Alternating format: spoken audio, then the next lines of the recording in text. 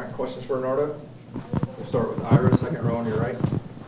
Hey, Renardo, did you could you talk about the process a little bit, just preparing for the combine, how you felt like you did out there?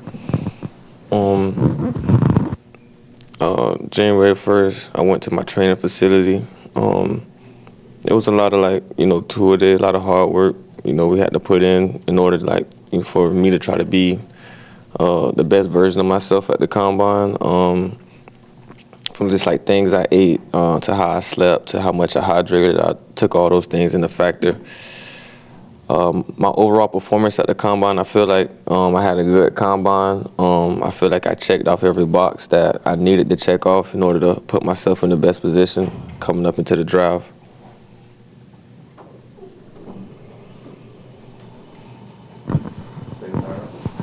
Your career, you kind of had a couple roadblocks early in your career and change of positions and I think some injuries and stuff. The last 2 years, I mean, did you feel do you feel like people realize how well you played? Because you kind of came on late a little bit in your college career.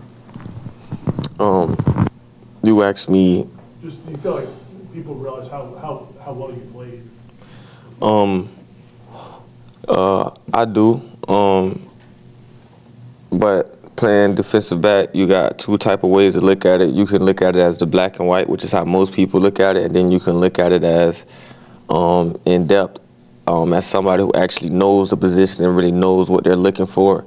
My last 2 years, I felt like I progressed good. 2022, it was a decent year for me, but I knew that in 2023 that I had a lot more that I could bring out, and I showed that. And I still feel like it's a lot more plays that I could have made out there, but just being able to play my first 2 full seasons, my last 2 years at college was like a big help for me to showcase my abilities and what I can do. I feel like my best ball is yet to come. What are your plans Friday as far as what you're going to do at Pro Day? As of right now, I've just been planning on doing position drills and then doing the 5-10 5 shuttle. We'll go to Jordan, third row on your left. Jordan just talked about the experience of being with his former teammates at the combine. How special was that to be with 11 of your former teammates, and how much more comfortable did it make you feel? Being with them guys, it was just like all the hard work we put in. We didn't get the opportunity that we deserved to go in the playoffs, but seeing that a lot of us had the opportunity to go to the combine, it was like, everywhere we walking like a mob. It's like Florida State, Florida State, Florida State, and guys really, recognize and respect that, It was an awesome experience because it's like not only for myself, but to see my teammates there and to see all of us, showing out, putting the same thing we did on film, and during the season, we put that same exact thing on display at the combine to show them it wasn't a fluke. Like everything you seen, anything, nothing was ever a fluke. I honestly feel like that team, we should have been in the college football playoff to have a chance to go win it all.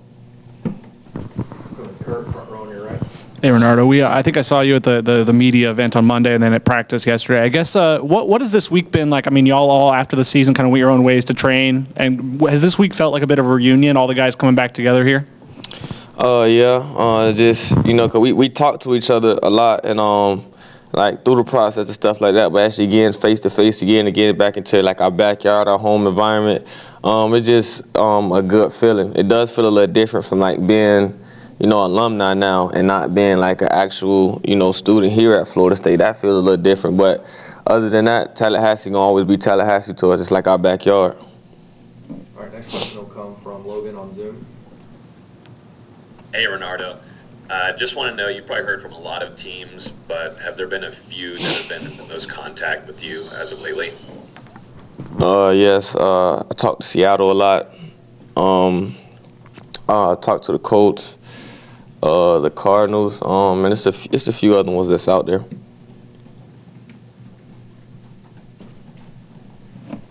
Next will be Corey, second row on your right. The drills are one thing, the athleticism is one thing, but isn't, in your eyes, I would imagine, the most important thing what you put on film? I mean, obviously, Malik Neighbors is being talked about as a top 5 pick. You played against the best of the best 2 straight years. Isn't that something that speaks for itself when you're talking to GMs and scouts and everything? Yes, it's something that comes up.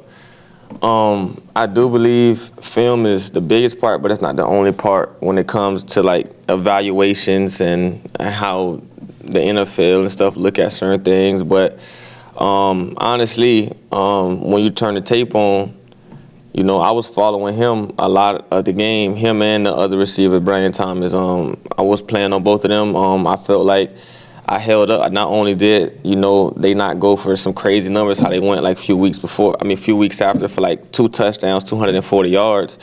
I also made plays on the ball and got the ball, was in position to put myself in between the man and the ball.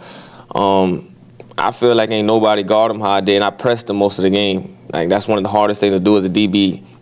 And it shows the confidence that our coach has to say, my guy versus yours, go out there, leave him one-on-one, and let him go make his play. We ain't got to roll no coverage to him. We ain't got to trap the flat. We ain't got to put him in cover 3. Just go play man and just go get the job done. So that's something that I feel like separates me from a lot of other people, just because of the aspect that, I can do a lot of things other people can't. And in regards to that, it's like an example. Stay there for Ira. You and some of the guys that were here for 4 or 5 years, went through a lot, coaching changes, and just a lot going on at this program and where it was when you got here to where it is now. Can you talk about that journey? How proud are you of where you guys are leaving Florida State? It's been a dream of mine to come to Florida State. Florida State always been my dream school. So coming here and every accomplishment we got as a team, every personal accolade or achievement I got by myself, I hold all it close because it wasn't just like, I just happened to go to this school and went down this way. You talking to a guy that said since he was 5 or 6 years old he wanted to go to Florida State.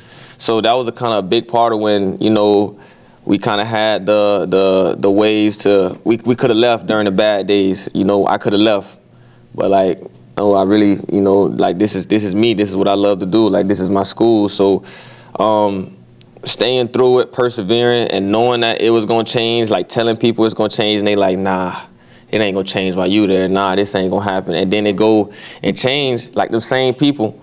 It's like they'll forget that they said that. I ain't going to go rub it in your face or nothing like that because I ain't that type of person, but they'll forget that they said that, and I just look at them like, I knew you ain't know nothing. Like, I knew from the get-go, but I knew you ain't know nothing.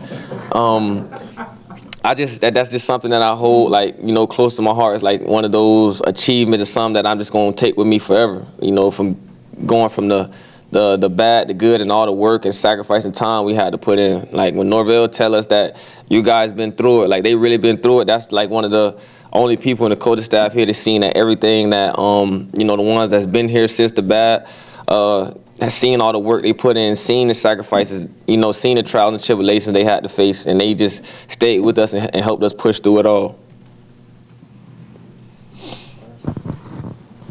How excited are you to see what Azaria and Quindarius and all these young corners do? Seems like they're pretty confident, but they haven't proved it the way you guys did.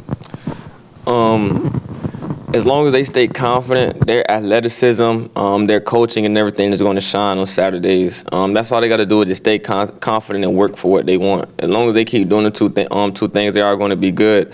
I be having little talks with AZ, just talking to him. I be telling them that I'm expecting a lot from him, but I know he's capable of it. I seen what he's capable of. I be around him every day, from his mentality to how he works about things. Like, I'm expecting a lot from him. Fintrell, I'm expecting a lot from Shaheem Brown. I'm expecting a lot for a lot of them guys, even older guys like Kevin Noles and Greedy Vance to kind of like just, step up and take that, that next step in their game, that next step off the field as well. Like, I'm expecting a lot from that secondary. Even though they're younger, that doesn't mean anything. Experience means something, but they have a lot of depth and they have a lot of athleticism. They have great coaching. One last one. When you talked about loving Florida State from when you were 5 or 6, like, how did that start? Was your family Florida State people, or do you remember why you started loving Florida State?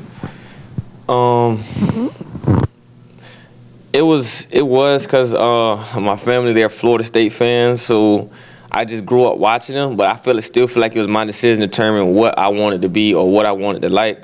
And when I used to watch these guys like, you know, Greg Reed, you know, LaMarcus Joyner, you know, Devontae Freeman, Rashard Green, like Carlos Williams. I used to watch all these guys, Ramsey, like Derwin, you know, see these guys. It's like growing up, you playing football, you like, these guys look like indestructible. They look like superheroes. Like Florida State got a team full of superheroes. I want to go there.